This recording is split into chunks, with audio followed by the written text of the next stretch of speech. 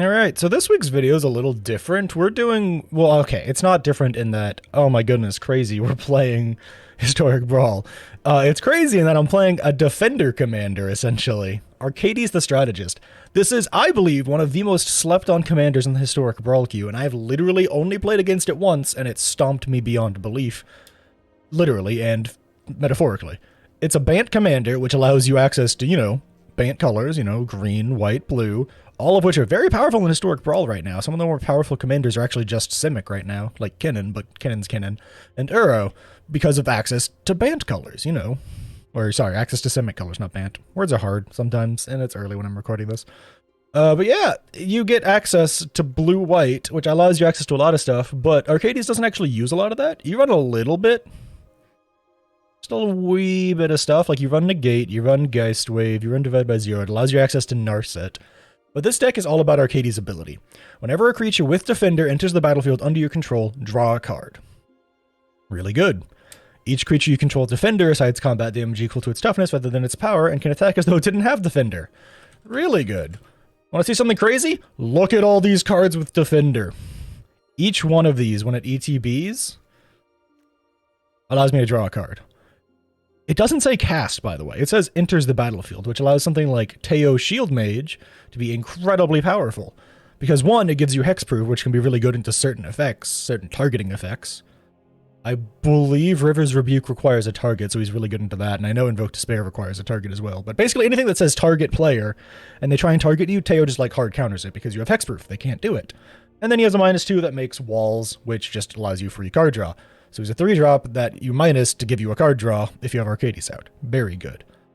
This deck packs a decent ramp package. We have a good handful of artifacts in here that help us out. Guardian Idol, Mind Stone, Gold Steelheart, Arcane Signet. Have a very varied mana base to try and make sure we can hit our land drops as effectively as possible.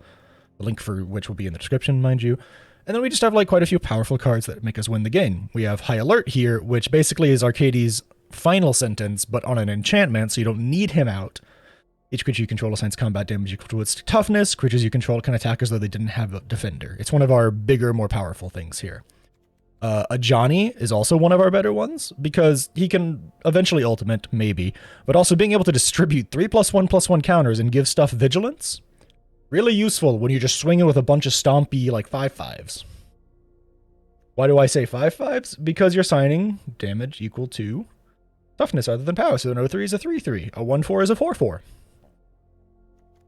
Teferi's in here for a little bit of card advantage, as well as, mana advantage. This is a really good card for this deck from Dominaria. When it enters, you make a bird token for each defender you control. When another defender enters the battlefield, you create a bird token. You are a super go-wide deck with Arcades. You make a ton of bird tokens when this thing enters the battlefield, and then Arcades makes you draw a bunch of cards. We also have some really cool cards in here for ramps, such as Overgrown Battlement. It taps for green for each creature you control with Defender, and since almost all of our creatures are Defenders, it works wonderfully. And then we have a pretty great win con here as well, in terms of Towering Titan and Elrond's Epiphany. Towering Titan enters the battlefield with X+1/+1 counters on it, or access the total toughness of other creatures you control. You can sack a creature with Defender, and all creatures gain Trample. That does help your opponent, don't get me wrong. But if you're entering the battlefield with this thing, sacking a creature with Defender, you're probably going for the kill. Now, there are a handful of cards that I don't own for this deck that are very powerful. But overall, I think my version of the deck is very cheap. I made this deck a long time ago, and I've been playing it ever since. I like it a lot. Hopefully you enjoy it as well. Link for the deck list will be down in the description. Like, comment, subscribe, all that stuff if you want to see more content like this, and let's hop into the gameplay. We have a good hand. All of our colors. Geist Wave. Shield Wall Sentinel is good if we can find our last mana. And we also have just Riptide Turtle for a Flash Defender, or Secret Door for just a turn 1 I want a Defender thing. We are playing the first Sliver. Pretty rough matchup overall, but we did get our 4th land. I think the play here is to play Forest, be able to Geist Wave something. Here's a great card for this deck. Target creature gains +2/+7 when your stuff is attacking with its toughness. That's pretty good. I don't think I mentioned it in the intro section. There's too many cards in this deck to mention. Are they going to try and kill my wall? That seems like a really strange decision. Slivers you control have first strike. Okay. We'll go ahead and play this out. Because I want to just slam Arcades on turn, on curve here, and I want to be able to just, like, slam an attack in. This is a really nice card just in general. It's very defensive. Looks like my opponent's going to be able to play their commander on curve here. But, you know who doesn't care about that? Arcades. Especially on this upcoming turn here when I'm going to be able to refusal to yield. Gives +2/+7, making this an 11/11, which even with first strike, the first sliver does not kill. Now, don't get me wrong, they could cascade into something that is literally impossible for me to deal with my current board state. However, that is very unlikely. Dryad of the Elysian Grove. That's not a great hit. What do I know? I think I'm just going to attack with the secret door here. Actually, I should probably attack with everything, because the only thing that causes me problems here is essentially whatever they block with the first sliver, right? Because these are big enough that they won't die to Dryad, and they won't die to the Lancer Sliver. So holding up refusal to yield here will be really nice. I think we just play our land. Actually, I don't even think we need to play our land. I think we just go to combat and see what they do. And as a response, we'll refuse to yield if they try and block. And probably blow up their first sliver, because I can't imagine that they're... This is a really good one.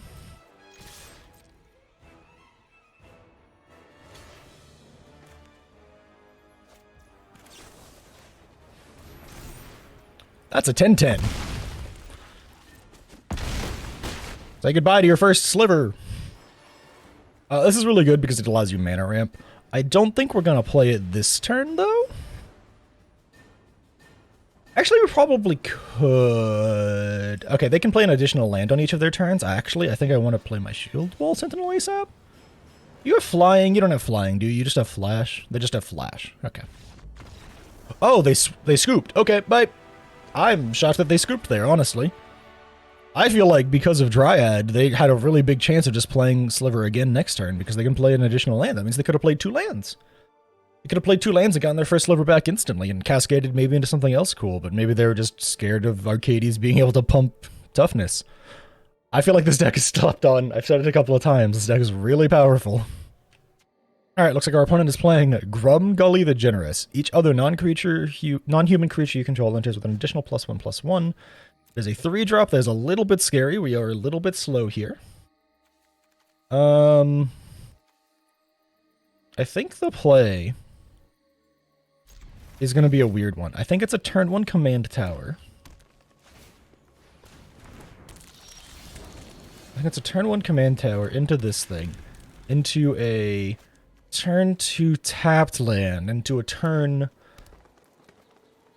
3 Arcades, I think? Because I believe if I can tap it for mana. That gives me access to 2 mana right here. 3 mana next turn. Oh, I need an untapped land. Okay. I'm missing something. My math is wrong. I'm missing something. I need a 3rd mana. They still can't play their commander. That's really good for me. This is one of the things that Arcades is really good at, by the way. These like early game board stalls into more aggro decks. It's a 3/3. Congrats. That still doesn't attack past my secret door. If I draw an untapped land, I can play Arcades on curve here. It does mean I have to basically take down all my defenses. But I feel like they don't... Oh, thank goodness. I feel like they don't really want to deal with Arcades. I think they want to push out their own game plan here. I'm going to assume that it's just Haywire Might holding Prio, which is funny. Because it can't actually hit the non-creature artifacts that I control. Jugan defends the temple. Interesting. So they still don't have their red mana. That's rough. Okay, so here's a really good card for this deck. They now cannot target me in particular. I am hexproof. Make a wall, draw a card. We have hit like all of our tapped lands. We can attack with 2 things here. Sorry, we can attack with 1 thing and we hold back our other 2 things.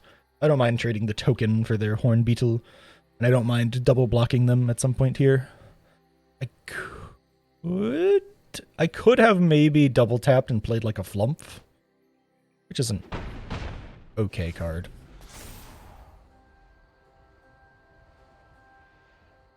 They're probably going to pump up their Horn Beetle. That seems to be their main game plan here. I'm shocked they're pumping the Haywire Mite. But what do I know?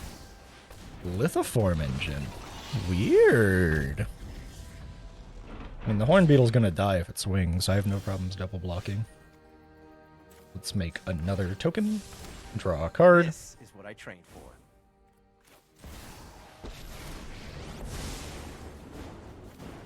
Okay, let's tap down the Lithoform Engine, creature, untap my command tower.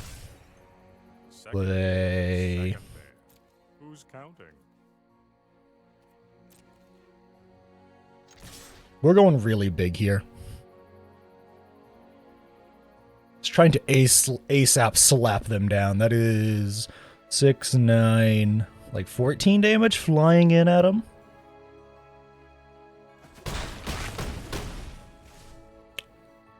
Risky.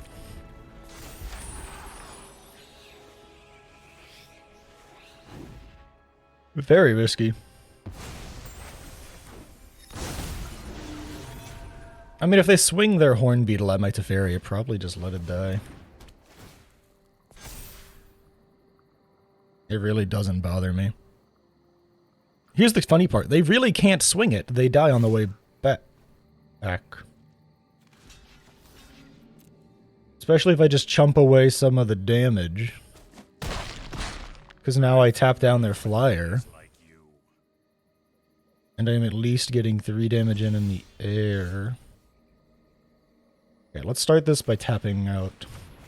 In case my opponent tries to do something, I guess. Thankfully the Haywire Mite doesn't hit creatures. Like, that's a big thing here. It not hitting creatures is really nice. Okay, Dovin's Veto makes me feel so much safer here. Tap an artifact, tap a creature, untap a land. They are getting very tapped down here. And that is, I believe, lethal. We'll play out like it's not. We'll play out like it's not. We'll play out another gate. Sorry, it's a wall, not a gate. I read the word sky gate and was like, oh, it's gate. No, there's a difference. I think gates are a land type. I apologize. I've said this several times. I'm recording this like earlier in the day than I normally do. Because I actually have like free time in the morning for once. Usually I record in the mid-afternoon because I have to take care of stuff midday. Looks like my opponent's roping me because they realize death is imminent.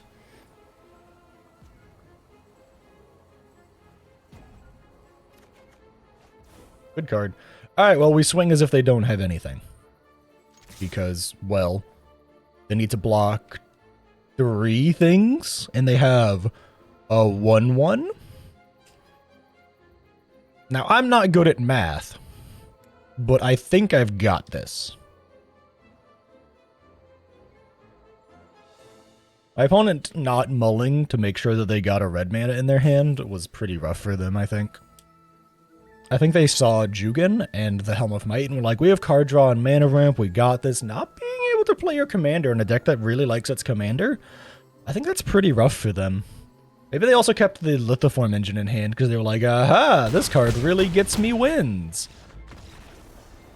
Which is possible, but man, you gotta know your opponent. Arcades beats you down. This was what, turn 6 kill? For a non-aggro deck? I feel like that's pretty okay. Arcades goes pretty hard. I also played pretty slowly in the mid there. Either way, GG's opponent, and on to the next. We are playing a Tatsunari Toad Rider. Sultai Enchantments. There's a pretty good chance we're going to lose here. I feel like Tatsunari is a pretty slept-on commander. I think this hand is great, though. We have mana ramp and a solid counterspell. We are missing a color of mana, but we have enough mana fixing in this deck that eventually we will find what we need. Do I hold up Dovin's Veto into them? I don't think I do. I don't think that's worth it for me in particular. I think I want to mana ramp more than I want to deal with counter magic. Especially if they're just going to spend their turn joint exploring. Okay, we technically have our mana colors fixed now. We can play Arcades on curve. Don't know if that's worth it into a Sultai deck, though. I feel like they probably have removal, right? But do I really want to wait until I have Dovin's Veto available? I think we have to go for it. I think this is a 50-50 toss-up on whether or not this is a good decision. Having 2 pieces of counter magic in hand with no way to use said counter magic is a little bit scary.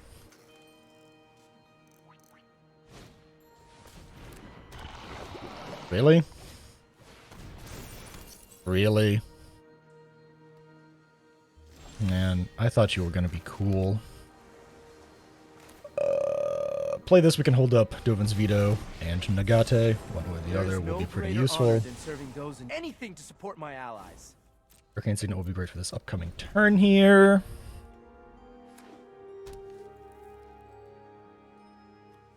Can this do anything, or is it just like a...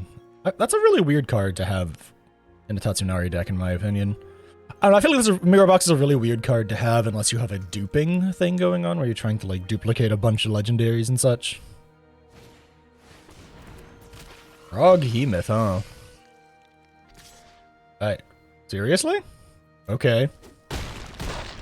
That was weirdly aggressive. Alright, let's play this. I need something that's a little bit bigger. You can deal with the Froghemoth. Land? No land. Snakeskin Veil, pretty good option though. You can use it to pump up like this little wall boyo. I find it weird how aggressive people get towards like planeswalkers like that, when like the most you would have done was given me a single piece of extra card advantage on the upcoming turn. Which, like, don't get me wrong, that's good. Card advantage good, right?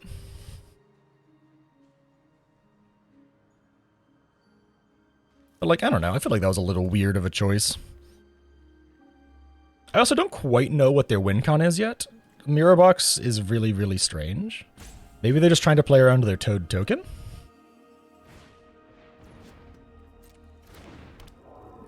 1/1 flyer, little odd. What do I know, though? I don't know their deck. Maybe they're just caring about the disturb of giving their Tatsunari light. Yeah, we're basically just going to only play when we play around the idea of having, like, something open. Wall of Blossoms is literally 2 pieces of card draw in 1. Chef's Kiss. Love it. Double card draw is always phenomenal.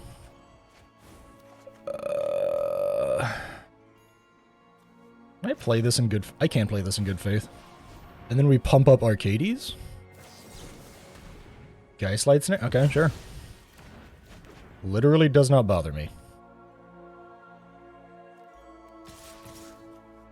We'll just swing with Arcades. They really run Lantern Bearer just to play Geistlight Snare?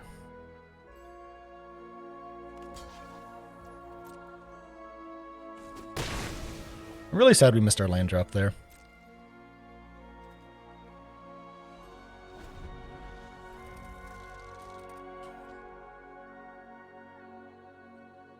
Divide by 0 will be pretty nice here. Whatever they try and make flying, we'll be able to bounce back to hand here in a second. I should go ahead and Dovin's Veto that, actually. Hindsight 2020. I don't want their Froghemoth flying. Dovin's Veto cannot be countered. That's one of the reasons it's in the deck. If they have removal for Arcades, that is debatably fine.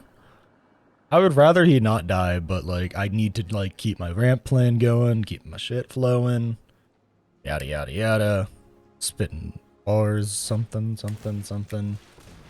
They're making a second of their Tatsunari? I have a 5/5. He can't swing in, but okay. On the plus side, we can divide by 0 it, bounce it back.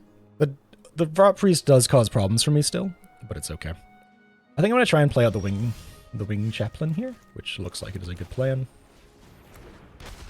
Looks like they're very out of stuff. Play the Chaplain. We have 2 ways to defend things here. Let's make a pile of birds. Ooh, Towering Titan. We vibe. We vibe now. We are now playing around the idea of going for a really sick kill with Towering Titan.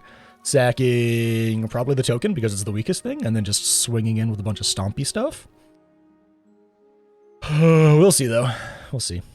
I don't have access to Divide by Zero right now, so if my opponent tries to, like, do some crazy play out of nowhere, I might be dead.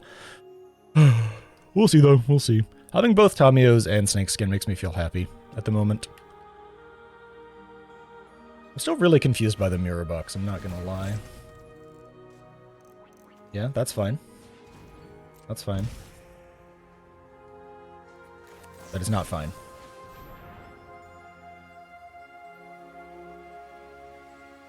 I feel like they had a counterspell in their hand. Yeah, they did. So strange. I don't know why they're doing that, though. See, here's the weird thing. Right, here's the weird thing. Even if they do swing in, Murmuring Phantasm is an 0-5 still.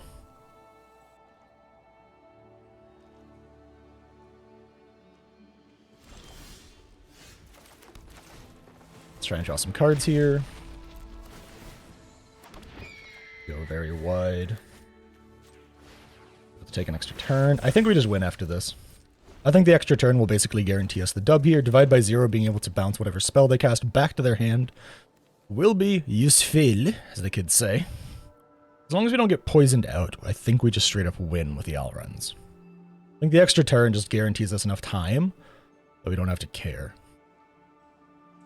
Because I think it's basically going to be a Divide by Zero, whatever they play here that is scary. They could play something that's not scary, but whatever they play that is scary. Alright, sure. And what are you targeting? That's cute. It'd be crazy if you just didn't have a target, huh?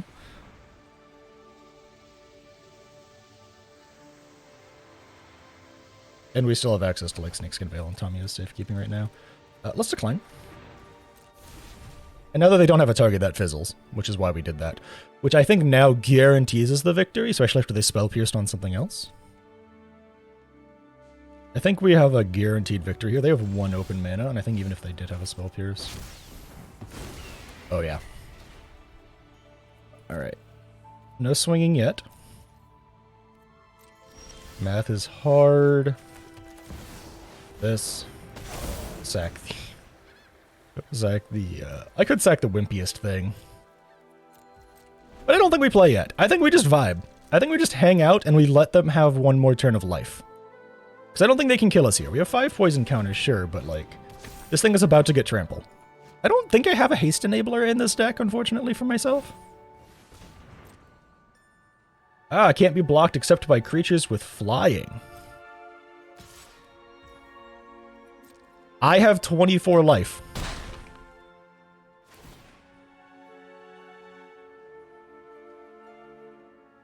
Like, I hate to break it to you, opponent, I think you're very dead. We played this much slower than I think we had to. Honestly, I think we probably could have gone aggro with a Towering Titan. Yeah, you can exile my graveyard. I'm totally getting that back. Look, opponent, I hate to break it to you. I have a 35-35 that's about to gain trample.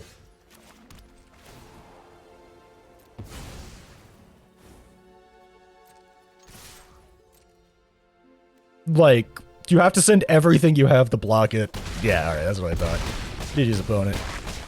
Weird deck. I don't quite know what my opponent was getting up to, but yeah, I had a funny fact there. I should have done the math, honestly, because I mean, to be fair, if they sent absolutely everything to block this, they still didn't have enough to totally block it. They do not have 35 toughness over there. I should have done the math, though, because I think I could have possibly just won last turn by forcing them to chump block with everything. Because once they, like, lose their entire board state, at that point, if I take another turn, they're just super giga mega dead. Especially with a Towering Titan on board that needed to be dealt with. But I think taking the safe route was fine. 2 forms of, like, protection for the Titan, unless they had a board wipe, which I don't know if they would. I guess if they had a board wipe, I would have lost there. But I feel like a Tatsunari deck probably doesn't run a board wipe. But if they did, they would have beaten me, but they didn't, so I won! On to the next. I'm going first into Sesero Umezawa. I like and hate this hand. So let's keep it on the off chance that this goes very well for me. I think Basically, I'm gonna play my Guildgate turn 1. God, this is a relic of when I didn't have as good of a mana base. This deck is very, like, quote-unquote old. But having... That's depressing. The depressing part is that it has unblockable, by the way. Not that they have a creature. That means that Satoru will be able to, on turn 4, just ninjutsu whatever he wants. This is gonna... Let's go for the slow play. Let's use this, and then let's use Into the North to grab something good. Let's use a Plains, and let's grab a blue-green. Yeah, blue-green to a land. Then on this next turn, I can play off of my Coast and Arcades. I can give my creature indestructible by sacking it. They can't play their commander. That's good for me. Do I think they're holding up counter magic, though? I can't imagine a Satoru deck is holding up counter magic. Let's find out. If they are, by God, they got me. And they deserve it. I don't know why they're holding up counter magic, but hey, man, you do you. I really don't know why a Satoru deck runs counter magic. I feel like that's very antithetical to what a Satoru deck wants to do. It wants to throw big stuff at your opponent, but I guess you got to get there safely somehow. Hey, they can play their commander. Math is hard. I think I need one more land. I think I need one more land to play Arcades. So if I get an untapped land here, I'm sitting pretty. I can't really play a Johnny in good faith, though, which sucks. Looks like they just kind of like Ninja Tribal E. Oh, nice. That's really nice here. Let me play this.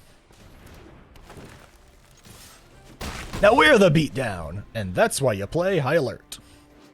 In case your commander gets taken out a bunch, you have an enchantment, which really helps you out. On this next turn, I can play both the Vine and a Johnny, I think. But I need to tap properly. I guess they could take out my High Alert here, right? If they do, that's kind of sad. They're probably considering now, what do I really want to play here? Because they want to get their commander out so they can enable his ninjutsu abilities, which is really expensive. Do we kill Kaido on this next turn, or do we just like kind of swing at their face? Fun fact, you can untap creatures with this. It's not super useful, but it can be. I think we just kill Kaito here. Just swing everything at Kaido on this turn. Oh, well. Never mind, my decision has been made for me. Let's try and get something out of them. If I get something out of them, I think I just slam a Johnny on full loyalty here and try and force them to counterspell. I don't think they want me to have an Ajani. I am shocked. Until the multiverse is won, we will fight. I am shocked they just let me get away with that. Excise. So, just in case they kill one, I can't imagine they kill both, but just in case they kill one, we send 2 at Kaido.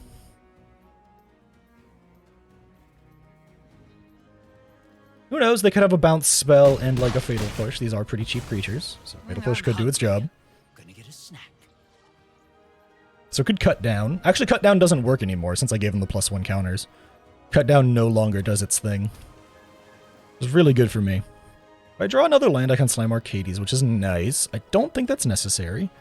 I think they probably just attack a Johnny with the Slither Blade. Right? Math is hard. They can't. They said they still can't ninjutsu. That's the good thing for me. They still can't. They still don't have the ability. Interesting. Yeah, honestly, I think that's the smart play here. I don't think they can let me get away with having a Johnny. Death This is really nice. It gives me a blocker. It gives me a land. So it gives me a blocker on this next turn. It gives me a land. Swing with everything, because anything that blocks dies, but that is also full lethal. That is full lethal. Welcome to Arcades. We beat you down with Bant. Yeah, no, we literally have lethal on board right here, right now. Unfortunately, I cannot block the Slither Blade, so they will probably get away with...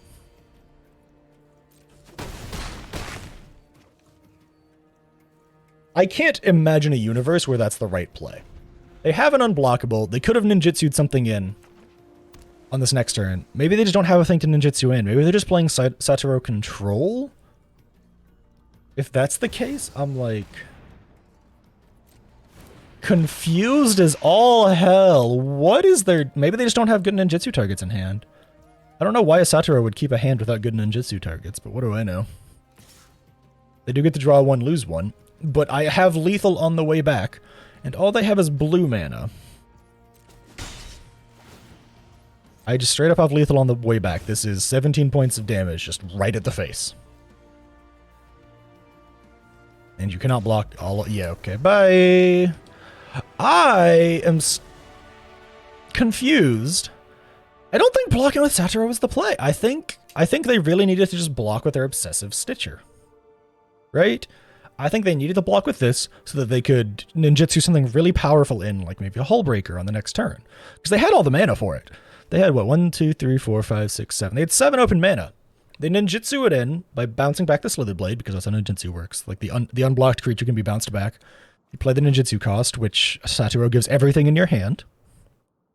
Could have done, like, a Hullbreaker, or, like, maybe a Kozilek. Something like that. Kozilek's on Arena now, right? Either way, I don't know. Maybe they just didn't have a target. I still think blocking with Satoru isn't the play because it gives away that you don't have anything, but maybe they were just desperate anyways and they're just really hunting for something cool. That's why they played Gix.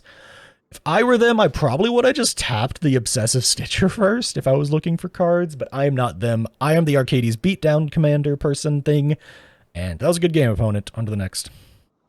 On the play into Teferi Temporal Pilgrim. We don't have blue. But we're totally going to draw it. We're totally going to draw our blue. What are the odds we don't? Like, we're going to draw our blue land right here. We're going to be able to play Growth Spiral on curve, and everything's going to be hunky-dory. Huh? Okay, what we're actually going to do is play Overgrown Battlement instead, because that is technically mana ramp. If we draw an untapped land, which we could have drawn an untapped land, would have been great. I don't feel like this is going to go well for Monsieur Teferi on the other side.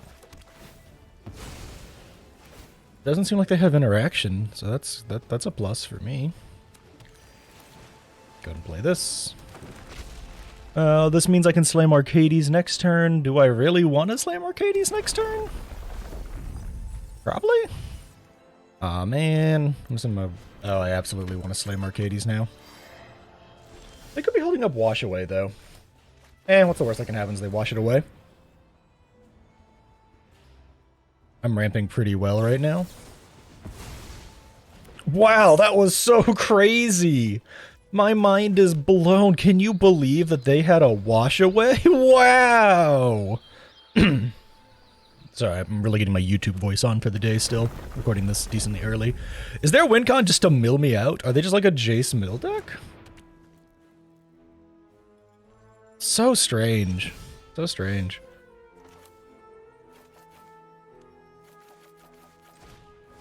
Oh, you want to draw cards? It's very cute. I have practiced against many foes like you, but grab this.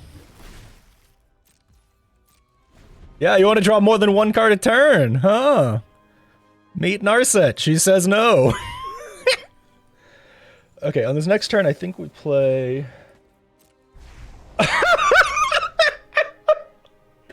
You ever just forget how Narset works?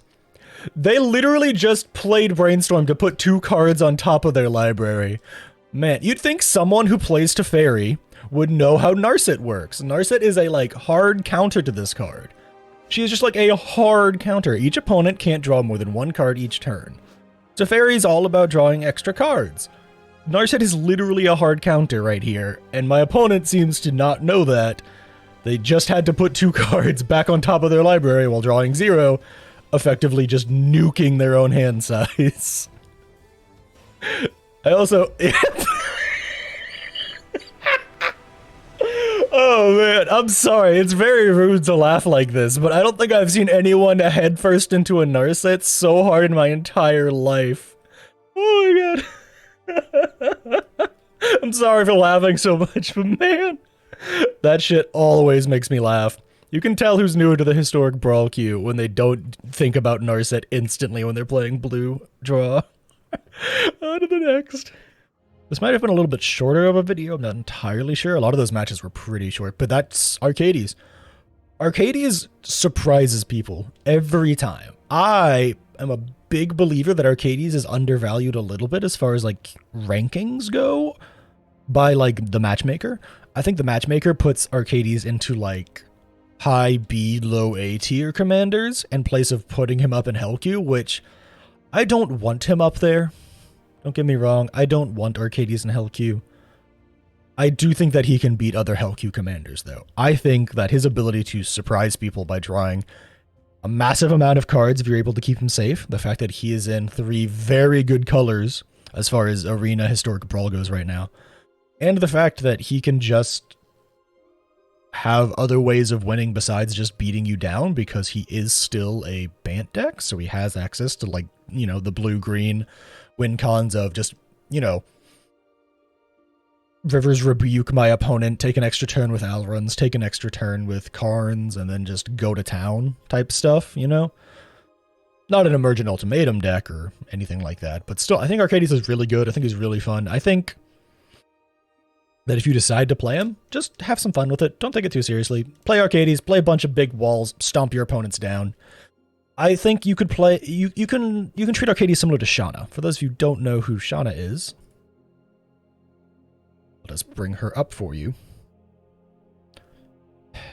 Arena, you're great. Shauna the Purifying Blade is a commander that in Historic Brawl is basically played as Bant full control with a tiny, tiny bit of like Voltron, where you just like protect Shauna at all costs, use her as a card advantage engine, and just slowly beat down your opponent with her.